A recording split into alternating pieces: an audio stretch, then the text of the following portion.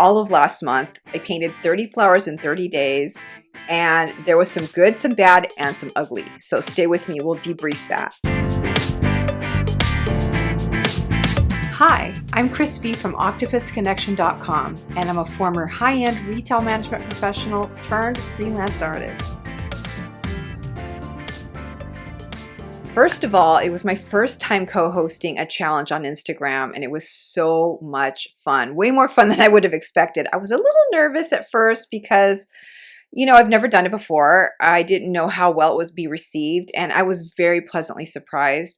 We didn't get a ton of participants, but the ones who came really brought a lot of dedication and hard work and focus, and really wanted to see more challenges come out of that in the future. So that was a big win. Secondly, I really got in there and worked well with my co-host, Fanny, who is a beautiful artist in her own right, very talented. She's also teaches art and graphic design, and she took the challenge with her Procreate app and iPad, and I took it with my watercolors. I'm using my Viviva Colors paints, which is my favorite watercolor brand right now. We just went at it. We didn't have a list of prompts or anything. It was very casual. Just come as you are, paint what you want. The stories that came out of this challenge were probably my biggest surprise. Kiwi did some beautiful work. She actually did a combination of both Procreate and watercolors, which is super cool. And she would cut out her watercolor paintings of her flowers and place them in actual nature scenes. So to see the juxtaposition of this watercolor painting in an actual nature setting was so much fun. I loved it. Alessandra, who was actually vacationing at the time, did every single day also, and did it while she was traveling, which I thought was phenomenal. That's not easy. And then we have Sharon, who created a flower mandala collection out of all of these paintings. Then we have Frances. I'm so inspired by her in general. She is an amazing watercolor painter who lives in Nova Scotia on the side of a 2-lane road that's traveled by tourists going out there to see the sights. And she has a shed out in the front that she turned into a maker's shop. So on warm days, she opens it up and passersby stop and purchase things out of her little tiny shop that she has hand painted, things like bookmarks and art prints, and she makes mobiles out of sea glass. Just so many really cool things. I would love to go to your shop, Frances. But the really remarkable thing about her is that she is doing all of this while living with a brain tumor that has completely altered her life. My gosh, Frances, I don't know how you're doing it, but I salute you, and you're so inspiring to me. I actually wrote a blog post about Frances and her shop, which I will link down below. And I will be following up with another post about some other wonderful artists that I know who are painting for their health with severe illnesses, and I can't wait to do that. Look for that soon.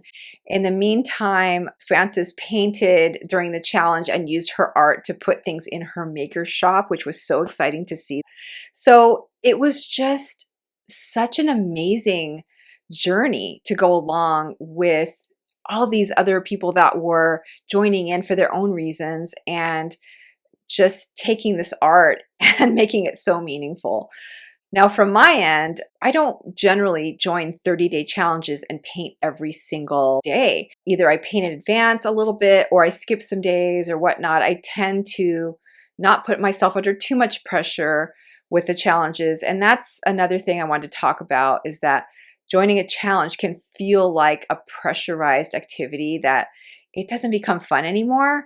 And if you feel like you miss a day, you feel like you're behind, or that you've done the host, a disservice by not painting every day. But, just to see paintings, even from some of you that just painted here and there, it was amazing and so exciting. So I don't know. I think that it should be more of a casual sort of a learning experience. And if life happens, that's okay. Just paint what you can, paint what you'd like, and just let the rest go. The other thing I wanted to talk about was what the challenge did to me personally.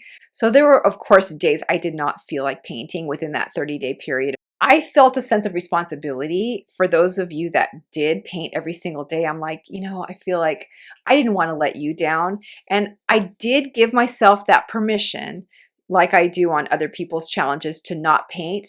But it was so motivating knowing that some of you were out there working hard and posting in this challenge, that it just pulled me to my art table and made me want to paint. And then after the 30 days were over, I felt like I had this newfound discipline to do other things more consistently. So that was really interesting as far as what a challenge can do for you as a person. The other thing that was really fun is that Fanny and I each gave a prize away to one winner. Fanny gave away her 43-piece Procreate brush stamp set, which is gorgeous, by the way. You can actually get her 5-piece brush set on her website now as a freebie to try it out. And I gave away a 30-minute consultation or my 18-page ebook on how to learn what level of watercolor painter you are. I will link both of those down below. Giving away those prizes were so much fun. And we did this in a form of an IG Live, which was another learning experience for both of us, but again, really rewarding. Many of our participants showed up to the live to see who was going to win, and many watched afterwards. One was stuck in an airport. God bless you, Alessandra. At the end of all of this, my opinion is that challenges are super helpful in helping you build your skills, helping you build your discipline and your consistency, which is really hard as an artist in general. To build your community, just get to know other people out there that are doing the same thing you are. It's just a lot of fun. I hope that you're going to join a challenge soon. We will be actually doing a challenge this fall, so please look for updates on my Instagram. I will post it down below, and I'll try to pop in here to let you know as well. I would love it if you would give this video a like if you enjoyed it, and follow me for more tips and watercolor tutorials here on YouTube. Bye for now.